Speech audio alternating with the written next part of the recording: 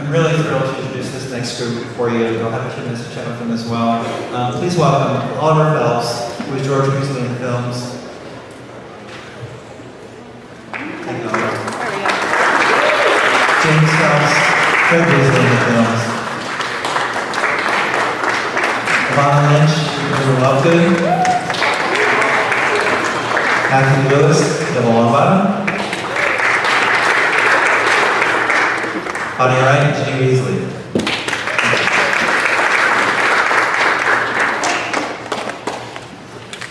Thank you all for being with us today. We're really, really excited to be here.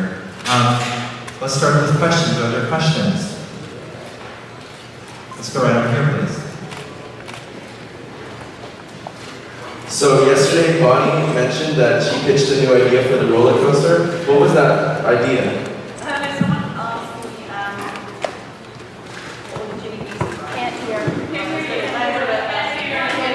Can we have some more volume, please, on the stage mics?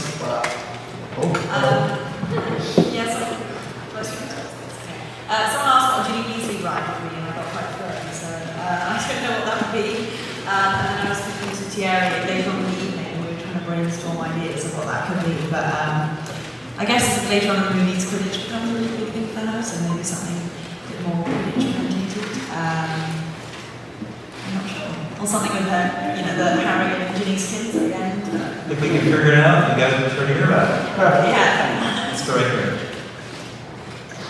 Could you tell us a little bit about you and your characters' experiences riding the Hogwarts Express and how you think that might compare to fans who now get the opportunity to ride a real Hogwarts Express for themselves here at Universal Orlando? I think it was really cool for us because we were able to film on the actual on the ride itself. So when you ride from Oxford to London and you see the different elements of it. So it just totally took us back to when we filmed on it at King's Cross Station. But we only rode it 10 minutes outside the station and came back in again. So to be able to do the full journey is a great experience. I'm sure that the fans to get involved with it as well. It's the exact same elements as we experienced. And he's just throwing into that immersive world of magic.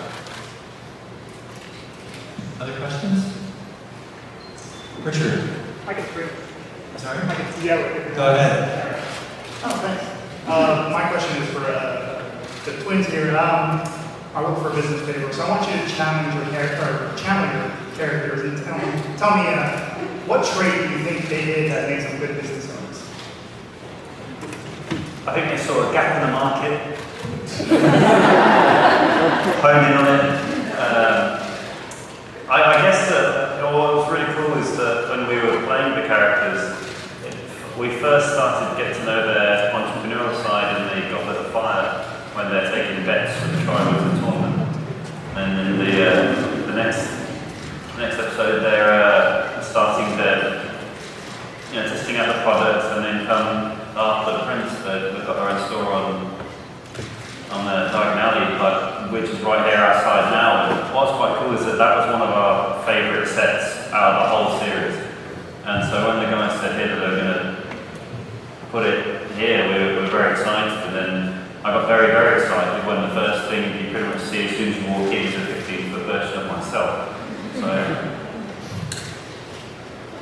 I've got a question for Matthew and then for Ron. I'd love to hear you guys talk about the transition from the film world to what's been created here. So Matthew, just tell a little bit about what it's like to be surrounded by this sports. Well, it's ridiculous to be quite frank. I mean, it's so impressive.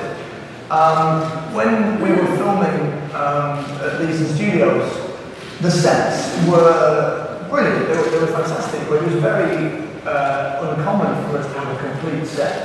There's been half the sets, so you got the cameras in on the crew. Whereas what you've done here, you've created a completely immersive 3D environment, and it's all in solid stone. And it's just, you just can't get this anywhere else. From the moment you're here to the moment you leave, the illusion's never shattered. With the exception of today, there's never any electricity cables flying around. You can't see any of the rides once you're in Diagon Alley. You're just in this world, taking this journey. And I think if we'd have filmed the movie here, we'd all have been a lot better. Because it's just you can't help but get pulled into the world. A lot of things. Yeah, I agree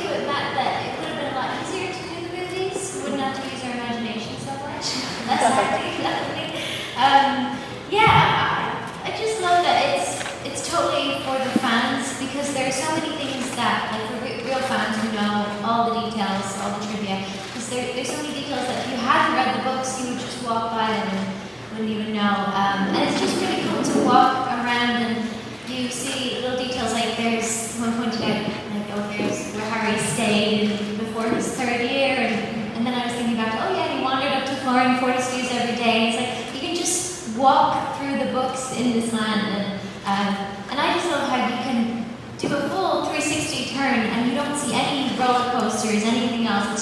It's the Hogwarts, you know, the skyline and the chimneys, and I didn't even need to go on the rides. I just like to kind of wander around and pretend I was a witch for a few hours. Awesome. Thank you. Ani, what was the moment, please, when you were walking around in the land that sort of like, was there sort of one moment that you'll recall for a long time forward? Just sort of like, wow. I'm curious to know if there's something that sort of stood out for you.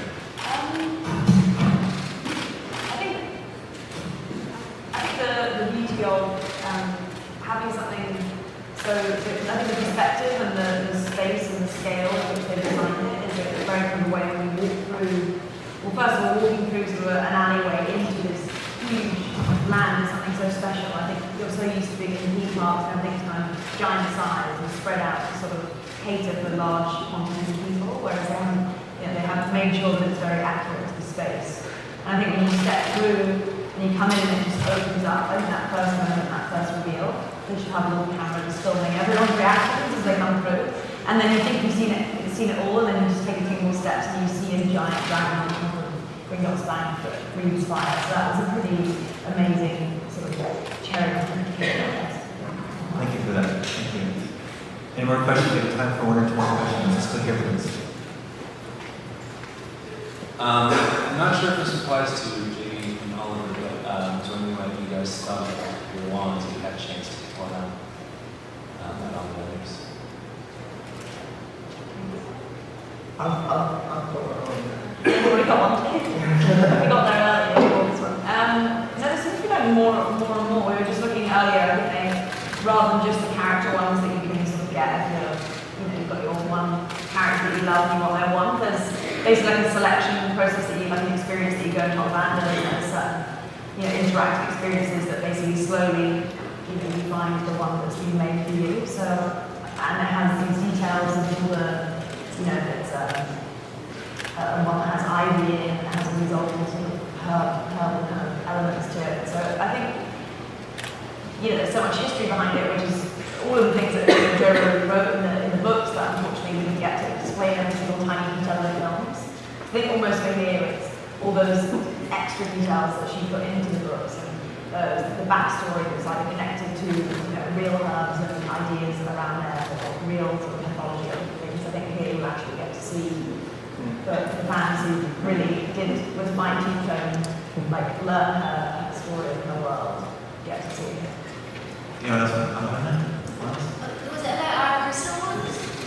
Oh yeah, well, I actually have 2, which bothers me a bit, because because in the films, Luna's wand was confiscated in the 7th film when she was kidnapped, and they're selling the replacement one, which it feels a bit weird, because we all got to pick our individual wands, and that was one of the first things I did when I signed on. So the one in the Dumbledore's Army set is, and it was like, I love seeing that there, because they wouldn't trust us with the ones like offset. They used to take it off us as we went on and off, and it's kind of like you get your wand, it's like, now we're business, and then you can forget it was a film and just disappear into the world again. Thank you. One more question, please. Looking for the back in case we missed anyone.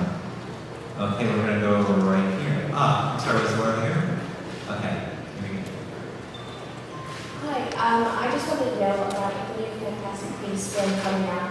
What are some of your ideas, or what are you thinking that's going to be coming from it? What are you excited to see from that? Wow. I don't know really.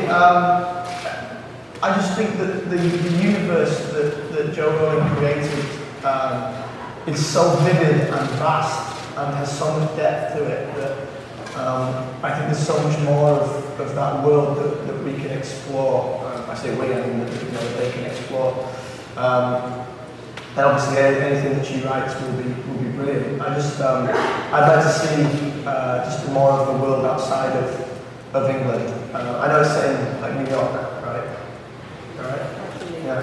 Parts of it, yeah. But yeah, that's what I want to see. I want to see wizards from all around the world and see what they get up to and all that part of it. And I'm sure she'll have it all, all in her head and where it's going to go and what's going to be. And that's exciting. Yeah, I feel that as well, because you think of Hogwarts and Magic World as so British, and like even it's reflected in the clothes they wear. This is not, the clothes the wizards are wearing is not for Florida, so I think they come with a costume for one. And yeah, I'm personally so excited for them to explore the creatures. Like Fantastic Beasts it was such an amazing book. All the creatures, I mean, it was better than Pokemon, come on. So I just can't wait to see what else she'll come up with. And to meet Ralph Scamander, because Luna has a connection there, and yeah, it's just exciting. Thank you. Thank you all for your time this morning. We really appreciate it. Have a great time. Thank you.